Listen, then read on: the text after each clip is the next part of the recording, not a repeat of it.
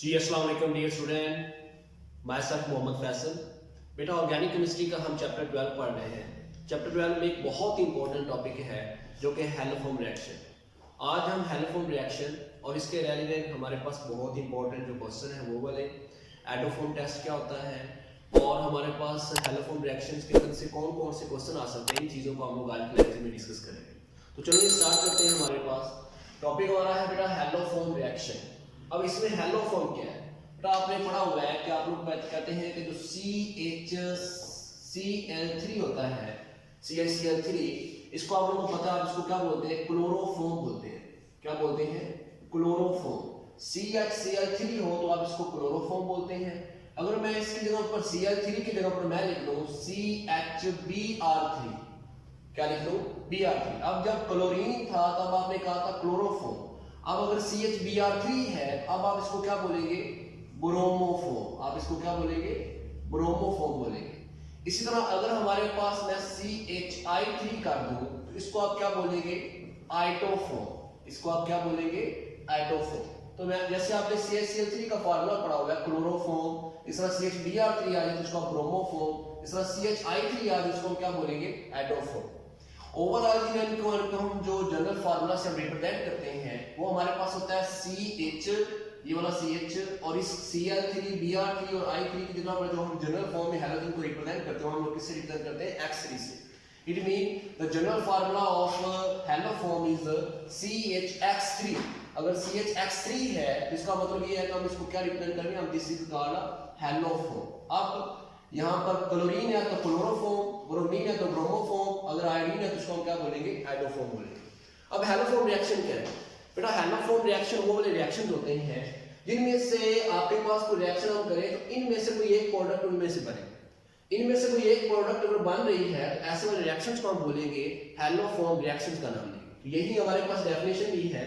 हम कहते हैं the reaction in which haloform यानी कि क्लोरोफॉर्म भी हो सकता है, वो ब्रोमोफॉर्म भी हो सकता है या आइडोफॉर्म हो सकता है, is one of the product.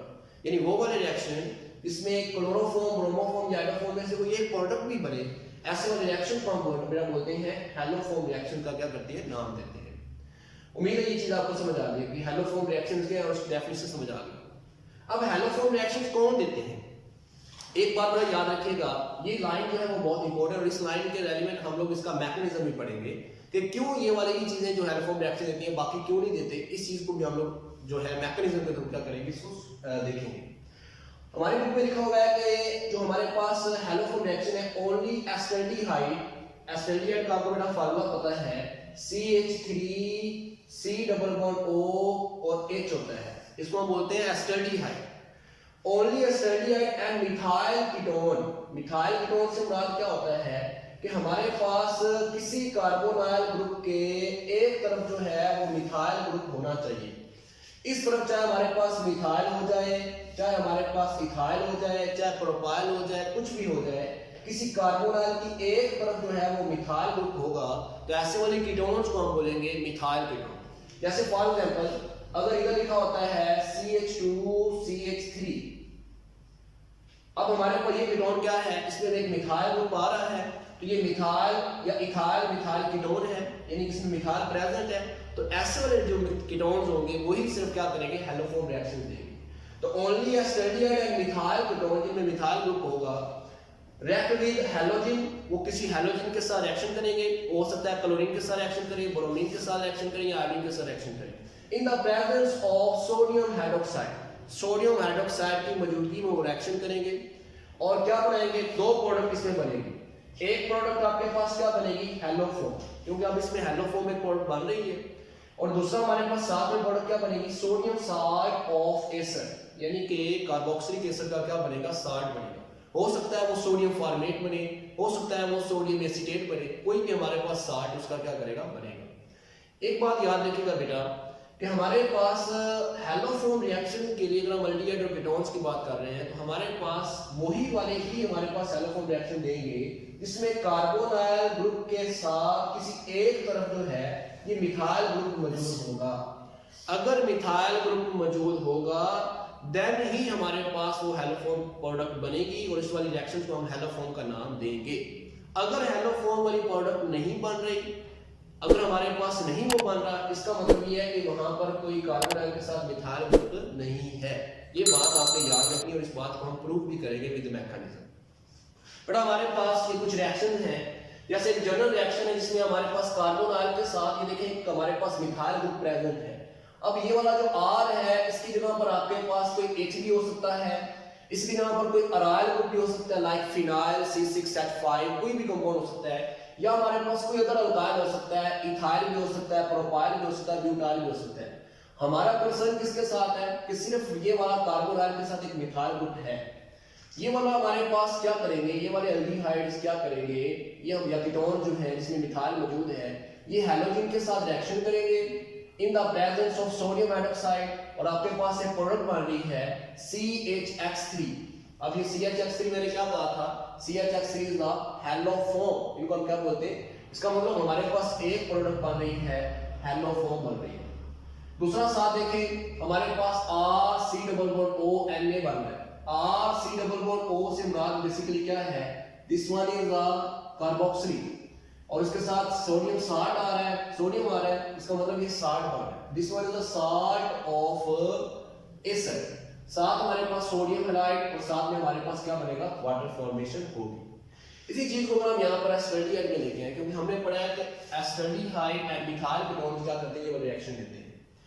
इसी चीज को मैं एस्टल्डिहाइड में लेके आए। एक चीज याद रखिएगा बेटा, ये जो मिथाइल ग्रुप होता है ना, ये वाला CH3, यही क्या बनाता है आपके पास हैलोफॉर्म प्रोडक्ट बनाता है।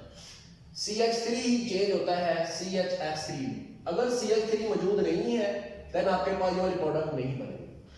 अब जरा यहाँ पर देखिए, यहाँ पर एस्टल्डिहाइड CH3C≡OH जो कि रिएक्ट करेगा हैलोजन के साथ in the presence of sodium hydroxide और आपके पास प्रोडक्ट क्या बनेगी, हमारे पास एक, क्योंकि आयोडीन के साथ रिएक्शन कर रहा है, एक हमारे पास CH3 बनेगा जिसको हम नाम दे रहे हैं हैलोफॉर्म का, साथ हमारे पास ये साल्ट बन रहा है, साथ सोडियम आयोडाइड और साथ में क्या बनेगा, वाटर बनेगा। ये कैसे बनेगा, ये वाला जो CH3 ग्रुप है ना, ये चेंज हो रहा है हमारे पास CHI3 के अंदर, बाकी रह गया ये वाला H और ये वाला C, ये H और C हमारे पास चेंज हो जाएगा किसके अंदर, साल्ट के अंदर। ये मान लेगा HC≡O और साथ में इसके क्या आ जाएगा, सोडियम आ जाएगा, साथ में हमारे पास सोडियम आयोडाइड और साथ में क्या बन जाएगा, वाटर बन जाएगा। इस तरह बेटा अगर हमारे पास ये एसीटोन है, ये मिथाइल कीटोन है, इसमें दोनों तरफ ही मिथाइल हमारे पास मौजूद है, ये एसीटोन है, या डाइमिथाइल हमारे पास क्या है, कीटोन है, इसका भी हम रिएक्शन करवा रहे हैं आयोडीन के साथ in the presence of sodium hydroxide. ये वाला जो हमारे पास एक मिथाइल ग्रुप है, ये वाला या ये वाला कोई एक मिथाइल ग्रुप, ये चेंज हो जाएगा हमारे पास किसके अंदर, CHI3 के अंदर, यानी कि हमारे पास एक हैलोफॉर्म प्रोडक्ट बन जाएगी जो यहाँ पर I3 है जिसको हम हैलोफॉर्म का नाम देते हैं।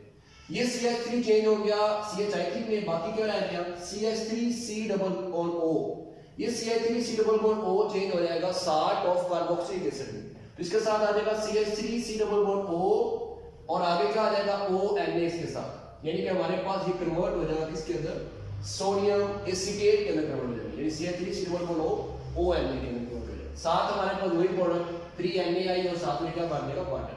ये वही जनरल रिएक्शन है, 3NaX की जगह पर आ गया 3NaI और 3 हमारे पास वाटर के मॉलिक्यूल बन रहे हैं। इसको हम लोग क्या करेंगे, विद मैकेनिज्म इसको देखेंगे। अब क्या सिर्फ और सिर्फ एस्टल्डिहाइड और मिथाइल कीटोन ही हैलोफॉर्म रिएक्शन देते हैं, तो नो, हमने अल्कोहल फिनोल ईथर वाले चैप्टर में देखा था जहां पर हमने मेथनॉल और एथनॉल में डिस्टिंग्विश किया था बाय द एटोफॉर्म टेस्ट से। एटोफॉर्म टेस्ट बेसिकली क्या है, एटोफॉर्म टेस्ट होता है जब हम लोग किसी भी एस्टल्डिहाइड का या किसी भी मिथाइल कीटोन्स का रिएक्शन करवाते हैं आयोडीन के साथ in the presence of sodium hydroxide, ऐसे वाले टेस्ट को हम बोलते हैं एटोफॉर्म टेस्ट। क्यों, क्योंकि इसमें हमारे पास एटोफॉर्म प्रोडक्ट बन रही होती है, एक एटोफॉर्म बन रहा होता है। अब बेटा ये एटोफॉर्म ही हम क्यों लेते हैं, यानी कि यहाँ पर हमने आयोडीन क्यों लिया, हम यहाँ पर क्लोरीन भी तो ले सकते थे, हम यहाँ पर ब्रोमीन भी ले सकते थे, हम यहाँ पर क्लोरोफॉर्म भी बना सकते थे, हम यहाँ पर ब्रोमोफॉर्म भी बना सकते थे, लेकिन हम लोगों ने यहाँ पर क्या ले लिया, I2 ले लिया। वजह ये है बेटा कि जो हमारे पास CHCl3 है, क्लोरोफॉर्म है या ब्रोमोफॉर्म है, ये जब बनते हैं तो ये हमारे पास कलरलेस बनते हैं, इनका कोई कलर नहीं होता। लेकिन जब हमारे पास CHI3 बनता है, इसके बेटा येलो प्रेसिपिटेट बनते हैं। क्या बनते हैं, येलो प्रेसिपिटेट बनते हैं। दैट्स व्हाई हम लोग क्या करते हैं, हम लोग आयोडीन को यूज करते हैं, क्योंकि इसी जैसे येलो प्रेसिपिटेट बने, इसका मतलब ये वाली प्रोडक्ट बन रही है, ये बात आपको समझ आ गई कि व्हाई वी यूज आयोडीन, और इस वाले टेस्ट को हम बोलते हैं आयोडोफॉर्म टेस्ट। अब मैं बता रहा था कि क्या सिर्फ यही वाले देते हैं, तो नो, हमारे पास स्कैंडी अल्कोहल से मुराद हमारे पास वो वाला, हमारे पास अगर हाइड्रोक्सिल ग्रुप जो है वो स्कैंडी कार्बन के साथ रहता है तो उसको हम बोलते हैं secondary alcohol. Secondary alcohol having hydroxy group या hydroxyl group on second atom also undergo this reaction. मतलब जैसे मेरे पास ये कंपाउंड है, इसमें मेरे पास कार्बन 1 ये है और कार्बन 2 ये है।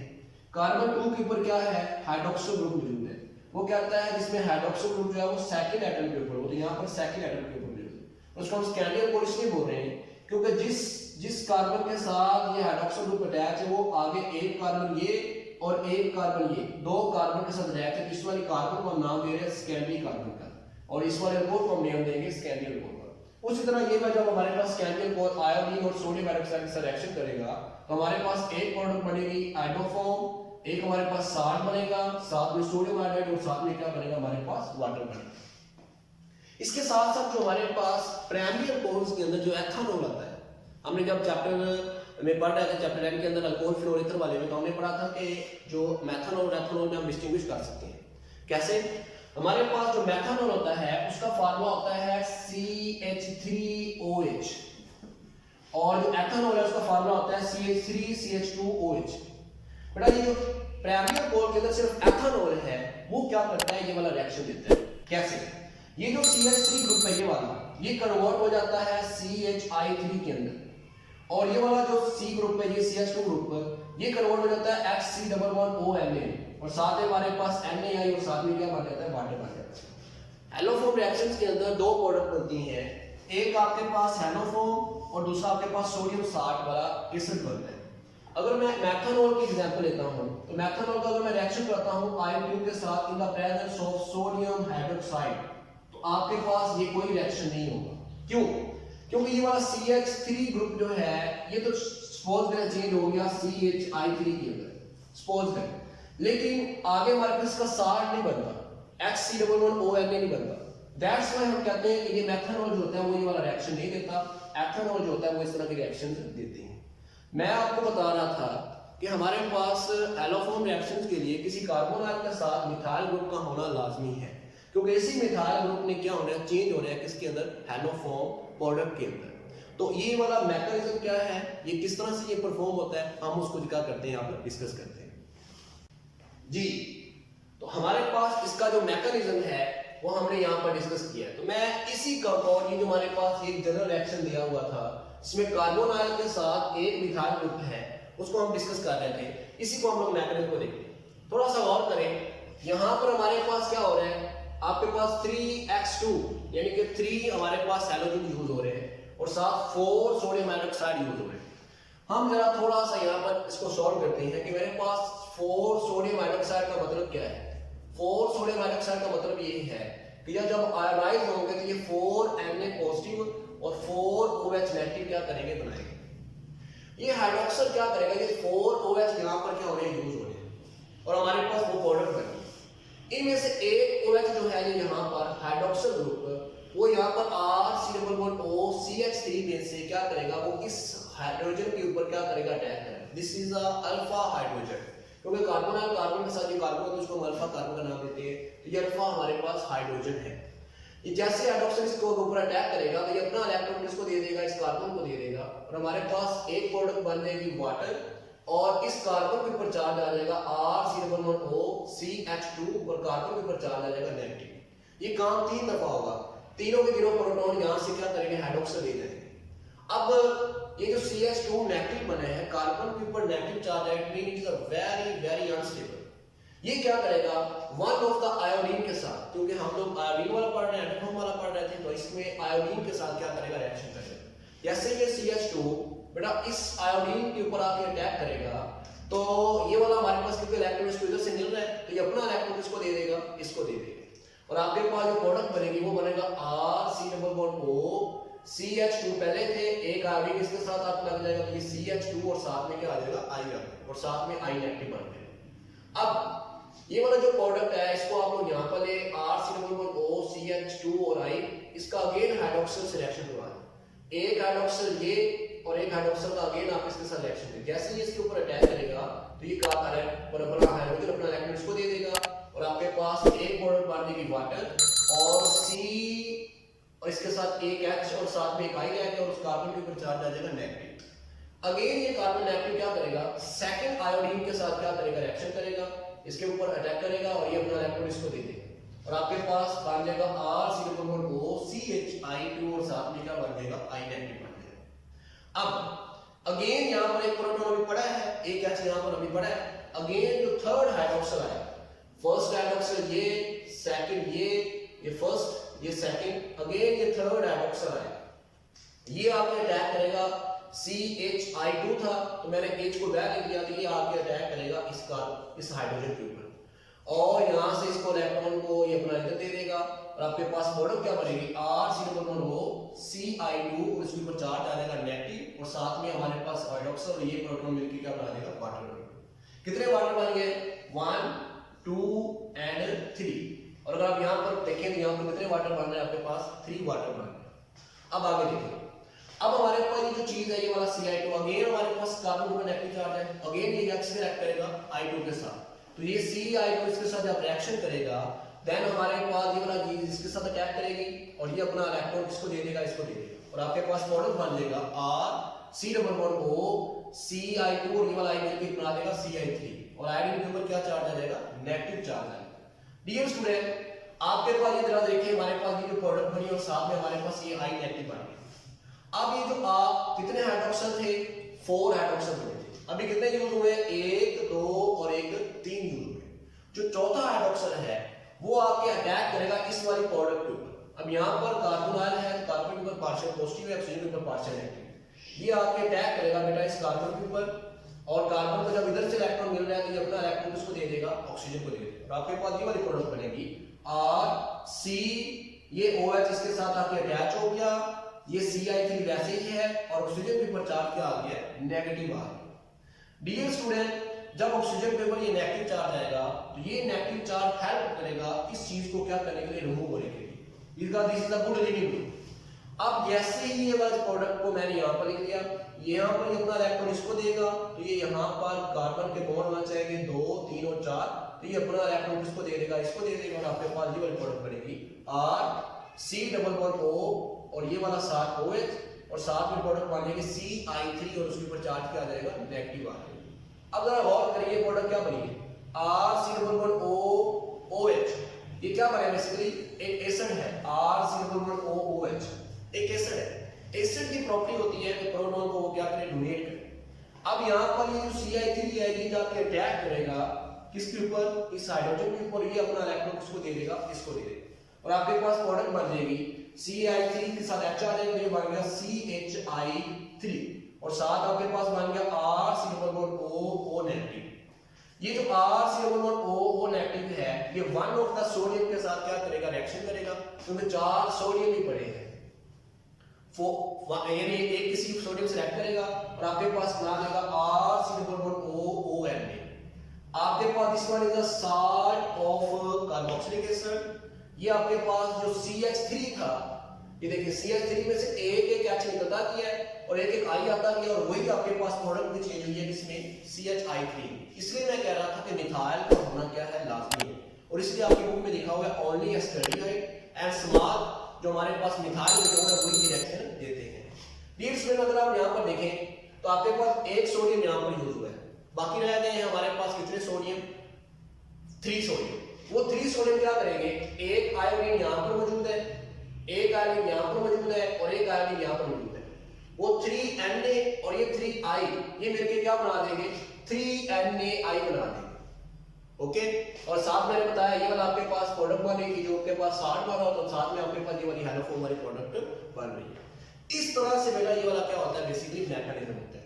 अब आपको बड़ी अच्छी तरीके से अंडरस्टैंड हो गया होगा कि व्हाई हम ये क्यों कहते हैं कि मिथाइल कीटोन्स ही क्या करते हैं, हेलोफोम रिएक्शन देते हैं, बाकी क्यों नहीं ये वाला रिएक्शन देते। ये मैकेनिज्म जो है वो मैंने आपको इसलिए सिर्फ समझाया क्योंकि आपको ये वाली बात समझ आ जाए कि why this methyl group is compulsory for the haloform reaction. तो उम्मीद करता हूँ ये चीज आपको बड़ी अच्छे से समझ आ गई होगी। इस रिएक्शन का मोस्ट इंपोर्टेंट जो क्वेश्चन आता है वो ये आता है कि जो एटोफॉर्म टेस्ट है ये किस लिए यूज होता है। तो एटोफॉर्म टेस्ट को हम यूज करते हैं एस्टर्डियाइड और अदर हमारे पास अर्डियाइड में क्या करने के लिए, डिस्टिंग्विश करने के लिए। इसके अलावा हम लोग इस एटोफॉर्म को यूज करते हैं मिथाइल कीटोन और अदर कीटोन में क्या करने के लिए, डिफरेंस करने के लिए। जैसे मुझसे अगर कोई पूछता है कि भाई बताओ कि ये CH3 C double bond O CH2 CH3 एक कीटोन ये है और एक कीटोन आपके पास ये है CH3 CH2 C double bond O CH2 CH3। यहाँ पर हमारे पास है इथाइल मिथाइल कीटोन और यहाँ पर है डाई इथाइल कीटोन। मुझसे पूछता कि इन दोनों में से मुझे बताओ या how can you distinguish between this and this. हम इसका एडिन के साथ रिएक्शन करेंगे in the presence of sodium hydroxide, यानी कि हम इसका एटोफॉर्म टेस्ट करेंगे। अब इस कार्बोनाइल की तरह देखें, इस तरफ हमारे पास मिथाइल ग्रुप है, इट मीन कि ये हमारे पास हैलोफॉर्म प्रोडक्ट बनाएगा। लेकिन अगर आप इस कार्बोनाइल के साथ देखें तो यहाँ पर CH2 ग्रुप है और यहाँ पर भी क्या है, CH2 ग्रुप है। इट मीन कि ये वाला हमारे पास एटोफॉर्म टेस्ट नहीं देगा। तो इस तरह से आप लोग मिथाइल कीटोन और अदर कीटोन में क्या करते हैं, डिस्टिंग्विश करते हैं। उम्मीद करता हूँ कि बेटा आपको ये लेक्चर बहुत ही अच्छे से अंडरस्टैंड हुआ होगा। अगर इसके अंदर कोई क्वेश्चन है आप लोगों का तो आप नीचे कमेंट सेक्शन में मुझसे पूछ सकते हैं, मैं आपको वहां पर भी इसका आंसर कर दूंगा। अपना ख्याल रखिएगा जी, अल्लाह हाफिज।